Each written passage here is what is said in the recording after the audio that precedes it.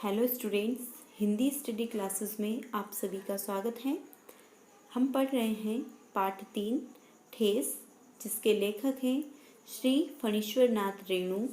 पिछली वीडियो में हमने पढ़ा कि सृजन हस्तकला में निपुण एक कारीगर है जिसको शीतल पाटी बुनना आती है। शीतल पाटी जो कि बांस की किमड़ियाँ, घास फूस, चीख, सुतली की डोरियों से बनाई हुई एक बहुत ही सुंदर और रंगीन चादर होती है। पहले के समय में इस कला की बहुत ही ज़्यादा कीमत हुआ करती थी। बहुत ही इस कला को लोग मानते थे, परंतु आज के समय में इस कला को कोई नहीं मानता है। उसके साथ ही सृजन को मुफ्तखोर, कामचोर और चटोरा भी कहा जाता है। सृजन को कोई पसंद नहीं करता, ना ही कोई उसको काम देता था, क्योंकि वह काम को बहुत ही आराम से और बहुत ही सफाई से करता था। उसके साथ एक दिन लेखक की माँ ने सृजन को बुलाया, क्योंकि उनकी बेटी के ससुराल में उनकी ननंद ने शीतल पाटी की मांग की थी। सृजन को बुलाकर लेखक अपने घर ले गया। वहाँ पर उसने काम शुरू करने से पहले खाने पीने की चीज़ें की मांग की और उसको माँ जी ने खाने पीने की चीज़ें भी दी। इससे आगे हम पढ़ते हैं। उस बार मेरी सबसे छोटी बहन की विदाई होने वाली थी। लेखक कह रहे हैं कि इस बार तो मेरी सबसे छोटी बहन की विदाई होने वाली थी। पहली बार ससुराल जा रही थी। मनु के दूल्हे ने पहले ही बड़ी भाभी को खत लिखकर चेतावनी दे दी। मानू के साथ मिठाई की पतीली व मावे, कोई बात नहीं, अगर नहीं आए उसके साथ मिठाइयों की पतलियाँ नहीं आए तो कोई दिक्कत नहीं है, परंतु हमें 3 जोड़ फैशनेबल चीक और पटेल की शीतल पाटियों के बिना नहीं आए, नहीं तो भाभी ने हंसकर मजाक किया कि बेरंग वापस भेज दिया जाएगा, मतलब उसको ससुराल से वापस भेज दिया जाएगा खाली हाथ। इसीलिए 1 सप्ताह पहले ही सृजन को बुलाकर काम पर तैनात कर दिया गया। अब उनकी जो आगे से डिमांड आई थी, उसकी बात को सुनकर लेखक की माँ ने सृजन को बुलाकर 1 सप्ताह पहले ही काम शुरू करवा दिया था। इस बार नई धोती दूंगी। लेखक की माँ ने कहा कि इस बार तो काम अच्छा करेगा तो मैं तुझे बहुत ही अच्छी नई धोती दूंगी, असली मोहर छाप वाली और पान जैसी पतली सुई के बांस के साथ सृजन ने अपना काम शुरू कर दिया।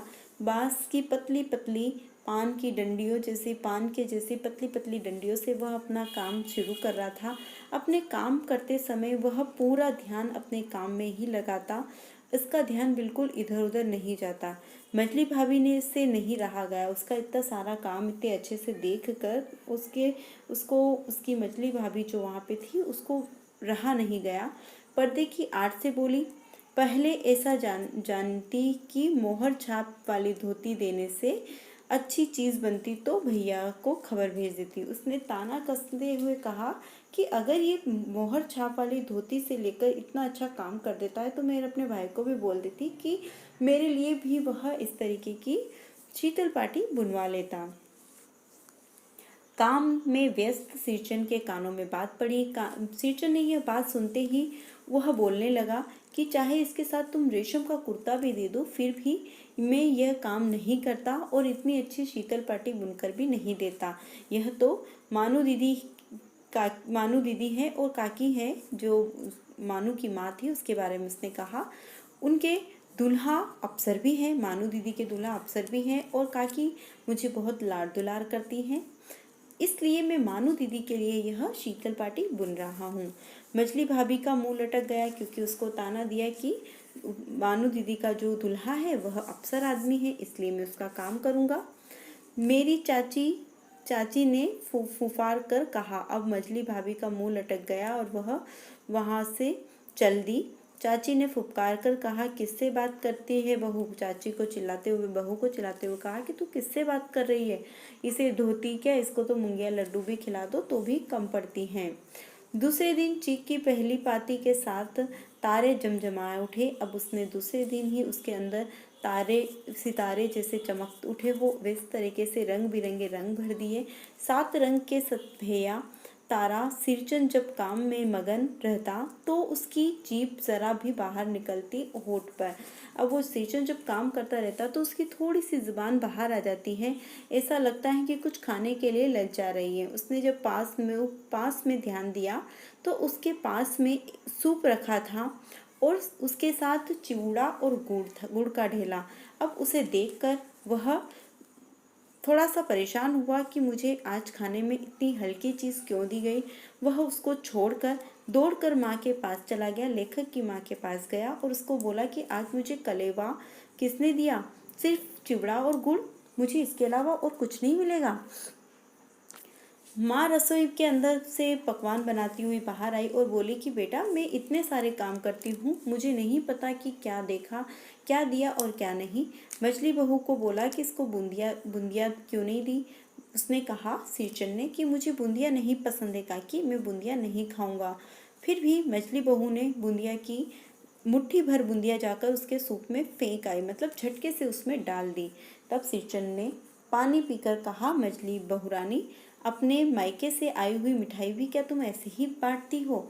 मतलब उसको एक तरफ से ताना दिया कि क्या तुम्हारे मायके से आती है ये सारी चीज़ें, तो तुम इस तरीके से फेंक रही हो। मिठाई अगर तुम्हारे मायके से आई तो क्या तुम उसे ऐसे बांटोगी?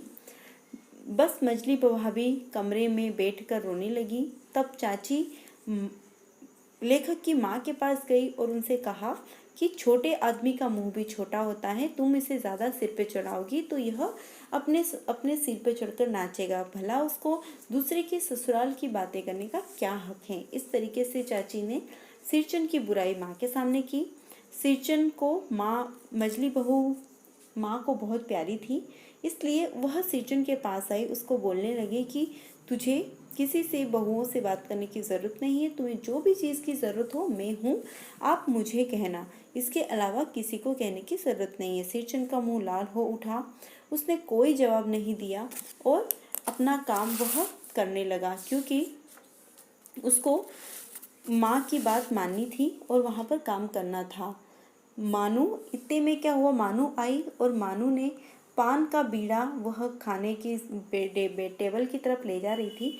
चुपके से उसने एक पान निकालकर सिरचन को देते हुए कहा, इधर उधर देखकर कि कोई मुझे देख न रहा हो, और कहा कि काम वालों का घर है, यहाँ पर बहुत सारे लोग इकट्ठे हैं, कोई कुछ बोलेगा कोई कुछ, परंतु आपको इनकी बातों पर ध्यान देने की ज़रूरत नहीं है। सिरचन ने मुस्कुराकर पान खाया और अपने काम में लग गया।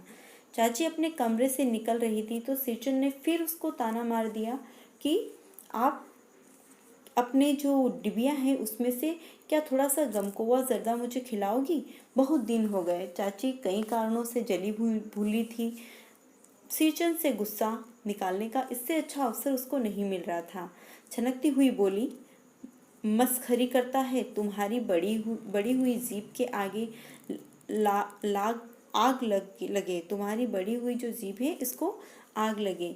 घर में भी पान और गमकोआ जर्दा खाते हो क्या? चटोर कहीं के, मेरा कलेजा धड़क उठा। उसने जब ऐसे बोला, चाची ने इतने कठोर शब्द बोले तो लेखक एकदम से घबरा उठा कि अब क्या होगा। बस सिरचन की उंगलियों में सुतली के फंदे पड़ गए। मानो कुछ देर तक वह चुपचाप बैठा पान को मुंह में घुमाता रहा, फिर पीछे की तरफ गया और पान को थूकाया। अपनी छुरी सरिया जितना भी उसका सामान था उसने उनको समेटा और अधूरी चीख को टांग कर आंगन से बाहर निकल गया। चाची बड़बड़ाई, अरे बाप रे, यह तो इतना गुस्सा करता है जैसे कि फ्री में काम कर रहा हो। इसको पैसे भी दे रहे हैं, धोती भी दे रहे हैं, खाने को भी दे रहे हैं, उसके बाद भी देखो इसके नखरे। ऐसा उसने बोलते रहा पर उसने ध्यान नहीं दिया सिरचन ने, और वह सिरचन वहां से निकल गया। मानो कुछ नहीं बोली, चुपचाप अधूरी चीख को देखती रही। सातों तारे मंद पड़ गए। माँ बोली, अरे जाने दे बेटी, जी छोटा क्यों करती है, मैं बाजार से खरीद के ले आऊँगी। जिसे चाची ने कहा कि बाजार में बहुत सारी ऐसी मिलती है शीतल पाटी, वहाँ से खरीद आऊँगी। पर मानू को याद है जब उसकी शादी हुई थी तब उसको सिरचन के हाथ से बनी हुई शीतल पाटी दी गई थी, और उस शीतल पाटी को देखकर उनके ससुराल वालों ने बहुत बार उस शीतल पाटी को कलकत्ता वाले लोगों को दिखाया, जो उनके मेहमान थे, जो बाहर से आए हुए मेहमान थे, वह उनको बार बार वह शीतल पाटी निकाल कर बताती थी और उसकी खूब तारीफ़ करती थी। अब वह सोच रही थी कि जब ये उनके सामने दूसरी शीतल पाटी जाएगी तो ऐसा ना हो कि मेरे ससुराल वाले नाराज़ हो जाए, गुस्सा हो जाए। बस यही चीज़ वो मन में सोचती हुई चुपचाप हो जाती हैं और अपने कमरे की तरफ चली जाती हैं।